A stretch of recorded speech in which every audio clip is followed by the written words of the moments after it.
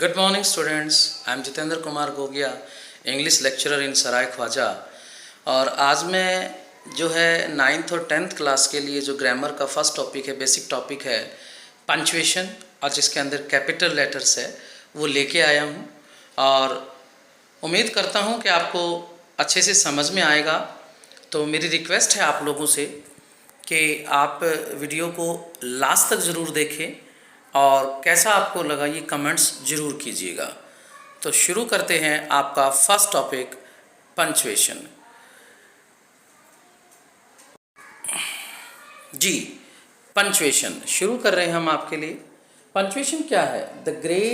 The right use of putting marks, points, stops in writing is called punctuation.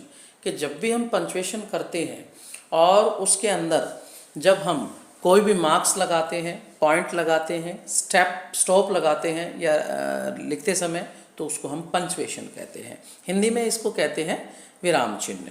Topic है आपके हिंदी व्याकरण का। अब देखिए, एक सेंटेंस में आपके सामने लिखा हुआ है जिसके अंदर किसी भी प्रकार का कोई मार्क्स नहीं लगा है। फॉर एग्जाम्पल है, the cow said the master is a useful animal. यहाँ देखने से क्या लग रहा है कि गाय ये कह रही है कि जो मास्टर है, जो स्वामी है, वो एक यूजफुल एनिमल है। क्या ये ठीक है? नहीं। तो जब पंक्चुएशन मार्क्स को इसमें यूज किया तो देखिएगा रियल सेंस निकल के आता है। The cow, guy, said the master, master ने कहा है कि जो गाय है इज अ यूजफुल एनिमल। ये सेंटेंस सही निकल के आता है। तो पंक्चुएशन मार्क्स अगर हम यूज नहीं करते हैं सही तरीके से तो वो गलत शो होता है और उसका मीनिंग जो है वो चेंज हो जाता है। अब मार्क ऑफ पंक्चुएशन कितने हैं? ये हमारे सामने 10 है। जैसे फुल स्टॉप है आपके लिए, कोमा है, सेमी कॉलन है, कॉलन है, मार्क ऑफ इंटेरोगेशन है, मार्क ऑफ एक्सक्लेमेशन है, अपोस्ट्रोफ है, हाइफन है, इन्वर्टेड कोमास है एंड कैपिटल लेटर है एंड कैपिटल लेटर्स है। तो ये आपका जो है पंक्चुएशन आज हम जो शुरू कर रहे हैं, इसके अंदर जो फर्स्ट टॉपिक है अपना वो हम यूज करेंगे। कौन सा यूज करेंगे भाई? तो चलिए देखिए, यूज ऑफ कैपिटल लेटर्स। क्योंकि जब भी हम लैंग्वेज यूज करते हैं तो सबसे पहले हमें ये दिक्कत रहती है कि कहाँ पे कैपिटल लेटर लिखना है, कहाँ पे स्मॉल लेटर लिखना है। तो आज इसी डाउट को हम क्लियर करेंगे कि कैपिटल लेटर कहाँ लगाना है और स्मॉल लेटर कहाँ लगाना है। तो कैपिटल लेटर्स में देखिए फर्स्ट रूल क्या कहता है। फर्स्ट रूल कहता है कि टू बिगिन एवरी सेंटेंस और as a first letter of a sentence. जब भी हम कोई सेंटेंस शुरू करते हैं, लिखते हैं, तो उसका जो पहला वर्ड होता है, उसका पहला लेटर जो होता है वो हमेशा कैपिटल होता है। फुल स्टॉप के तुरंत बाद शुरू होगा, सेंटेंस शुरू होगा तो फर्स्ट लेटर उसका कैपिटल होगा। जैसे Ram is a good boy, यहाँ पे राम जो है वो कैपिटल है, नाउन है। He is my good friend, अब यहाँ फुल स्टॉप लगा है और फुल स्टॉप के तुरंत बाद हमने क्या लगाया है? ही, और ही का फर्स्ट लेटर हमने क्या कर दिया? कैपिटल कर दिया। His father is a doctor, यहाँ पे भी नेक्स्ट सेंटेंस शुरू हो गया तो एच को हमने कैपिटल कर दिया। His mother is a doctor, उसकी जो माँ है डॉक्टर है, तो इसका भी फर्स्ट लेटर एच जो है हमने कैपिटल कर दिया है। तो इस तरह से जो है आप जब भी कोई सेंटेंस शुरू करेंगे उसके अंदर आपको कैपिटल लेटर्स यूज करना है। नेक्स्ट क्या है आपके लिए? नेक्स्ट देखिएगा, नेक्स्ट आपका रूल शुरू होता है, एक मिनट प्लीज, हाँ जी, सॉरी। नेक्स्ट रूल है प्रॉपर नाउन और प्रॉपर एडजेक्टिव। जब भी आप प्रॉपर नाउन या प्रॉपर एडजेक्टिव यूज करेंगे तो आप जो है उसका पहला लेटर कैपिटल लिखेंगे। फॉर एग्जाम्पल दिल्ली है, गीता है, इंडिया है, इंडियन है, फ्रेंच है और हरियाणा है। ये देखिए प्रॉपर नाउन है क्योंकि इनको बेसिक नाम दिया गया है, प्रॉपर नाम दिया गया है, पर्टिकुलर नाम दिया गया है। और जैसे इंडियन है, ठीक है, ये तो इनका फर्स्ट लेटर जो होगा वो कैपिटल होगा। क्या होगा? Capital. Next, the first letter of every noun और प्रोनाउन, एवरी नाउन और pronoun which is use for God. कोई भी नाम जो है वो जो भगवान के लिए यूज होता है, कोई भी नाउन या प्रोनाउन जो भगवान के लिए यूज होता है, वहाँ हम कैपिटल लेटर का यूज करेंगे। For example, always trust in God, हमेशा भगवान में विश्वास करो। तो गॉड भगवान है, नाउन हो गया, इसलिए यहाँ पे जी लगा, कैपिटल हो गया। And never hate his cremation. अब ये प्रोनाउन हिज जो है वो गॉड से रिलेटेड है। किससे रिलेटेड है? गॉड से। इसलिए हिज का जो एच है वो हमने उसको कैपिटल कर दिया है। क्या कर दिया है? कैपिटल। तो इसलिए याद रखें कि जब भी भगवान या भगवान से संबंधित कोई भी प्रोनाउन आप यूज़ करते हैं तो उसका फर्स्ट लेटर आप कैपिटल करेंगे। नेक्स्ट, इन एब्रीविएशन, संक्षिप्त रूप। जब भी हम बड़े नाम को छोटे रूप में लिखते हैं, उसको शॉर्ट करते हैं, तो आपको ध्यान रखना है कि आपने वो क्या करना है? कैपिटल लेटर में लिखना है। जैसे MA, मास्टर इन आर्ट्स को हमने शॉर्ट फॉर्म में लिखा MA, कैपिटल हो गया। मेंबर ऑफ लेजिस्लेटिव असेंबली है, उसको शॉर्ट फॉर्म में लिखा है MLA, तो MLA कैपिटल हो गया। सब डिविजनल ऑफिसर है, शॉर्ट फॉर्म में लिखा है SDO, तो उसका SDO कैपिटल हो गया। MP हो गया, SHO हो गया। इन सब को लिखते समय हमें कैपिटल लेटर्स का यूज़ करना है। Next rule is title and headings. जब भी हम किसी स्टोरी को, चैप्टर को, लेसन को टाइटल देंगे, उसका हेडिंग लिखेंगे या न्यूज़पेपर के अंदर कोई हेडिंग देंगे, तो उन सब का फर्स्ट लेटर जो है वो कैपिटल होता चला जाएगा। फॉर एग्जाम्पल, स्टोरी है आपकी द ग्रीडी डॉग, इसमें T, G और आपका D, ये क्या हो गए हैं? कैपिटल हो गए हैं। क्या हो गए हैं? कैपिटल हो गए हैं। द फन दे हैड है, the fun they had 9th class का फर्स्ट चैप्टर है, तो इसका पहला लेटर जो है हमने कैपिटल कर दिया। The last lesson 12th class का फर्स्ट चैप्टर है, T, L और L, इन तीनों को हमने क्या कर दिया है? कैपिटल कर दिया है।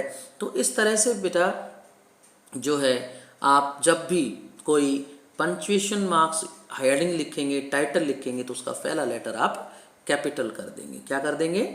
कैपिटल कर देंगे। क्लियर? तो इस तरह से आप ध्यान रखेंगे, जब भी आप लिखेंगे उनको आप कैपिटल में लिखेंगे। नेक्स्ट अपन चलते हैं नेक्स्ट रूल की तरफ, that is 6th number rule है आपका। कौन सा number? 6th number rule. 6th number rule क्या कहता है? ये कहता है every first letter of poems every line. कोई भी पोएम जब लिखी जाती है उसकी हर लाइन का पहला लेटर जो होता है वो कैपिटल होता है। जैसे 10th क्लास की फर्स्ट पोएम है डस्ट ऑफ स्नो। अब इसकी हर लाइन देखिए, लाइन देखिएगा, the way a crow shook down on me dust of snow for from a hemlock tree. अब इसमें जो पहले लेटर हैं उन सब का पहला लेटर हमने, वर्ड का जो पहला लेटर है वो कैपिटल किया है। मेन जब भी हम कोई पोएम लिखेंगे तो उसकी प्रत्येक लाइन का जो पहला लेटर होगा वो कैपिटल होगा। तो आपको अच्छे से समझ में आ गया होगा मेरे हिसाब से। चलते हैं अपने नेक्स्ट पड़ाव की तरफ, नेक्स्ट रूल की तरफ, that is 7th rule in reported speech. Indirect speech जब भी होता है और जब हम उसमें कोटेशन देते हैं तो इन्वर्टेड कोमास के अंदर कोई भी इन्वर्टेड कोमास के अंदर जब भी हम कुछ लिखते हैं तो उनके बीच में जो भी लिखा जाता है उसका फर्स्ट लेटर, सेंटेंस हो जाता है, फर्स्ट लेटर कैपिटल होता है।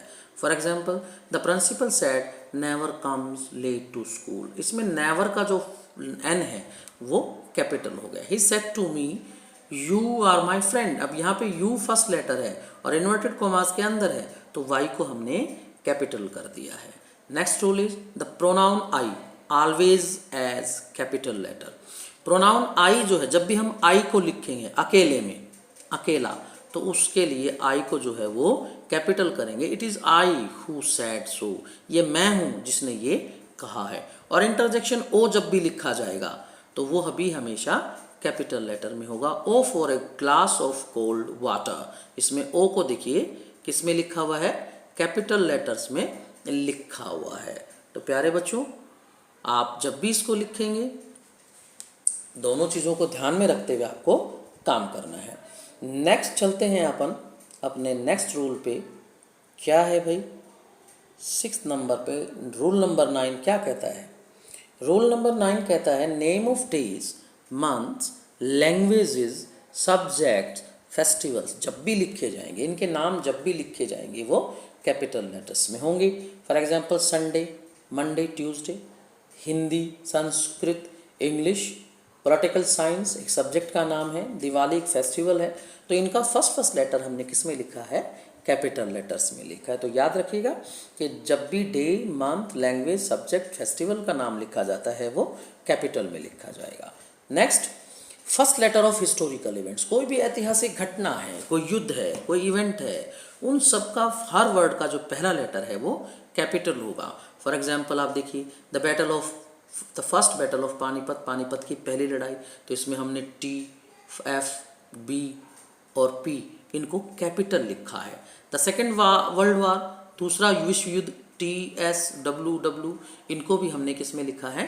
कैपिटल में। तो जब भी कोई हिस्टोरिकल इवेंट आपको लिखना होगा तो आप उसका प्रत्येक लेटर जो है वो कैपिटल में शो करेंगे। क्लियर?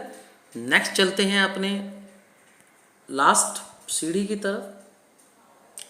क्या कहती है भाई?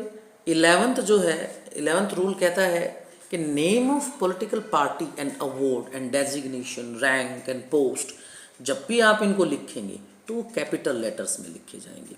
अब फॉर एग्जांपल भारत रत्न है, पद्म भूषण है, ये भारत के सर्वोच्च पुरस्कार है जो इंसानों को जो दिया जाता है भारतीय नागरिकों को।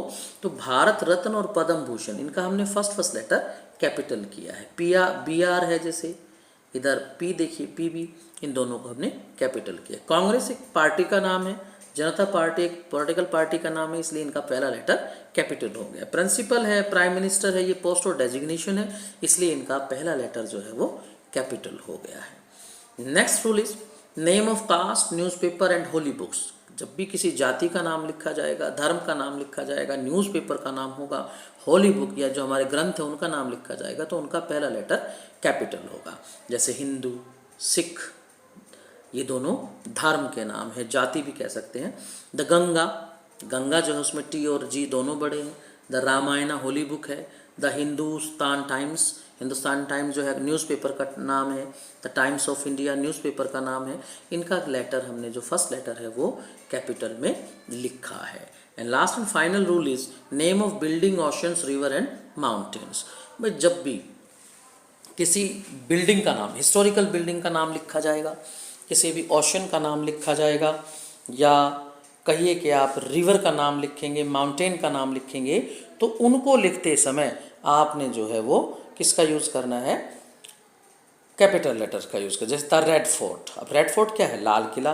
लाल किला ऐतिहासिक बिल्डिंग है, इसलिए इसका टी, आर और एफ तीनों हमने कैपिटल में लिखा। द गंगा रिवर का नाम है।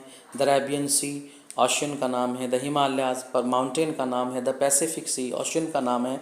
तो इस तरह से जब भी कोई बिल्डिंग, हिस्टोरिकल बिल्डिंग हो, कोई रिवर हो, कोई माउंटेन हो, कोई ओशन हो, तो उनका पहला लेटर आपने कैपिटल लिखना है।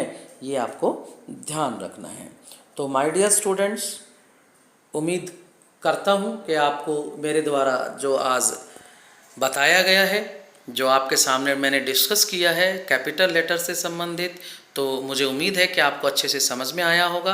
और प्लीज़ आप मेरी वीडियो को शेयर एंड लाइक ज़रूर कीजिए और मुझे कमेंट्स में बताइए कि आपको मेरा पढ़ाया हुआ समझ में आया या अच्छा लगा या नहीं लगा। लाइक एंड डिसलाइक दोनों आप कर सकते हैं। So thank you very much, good bye.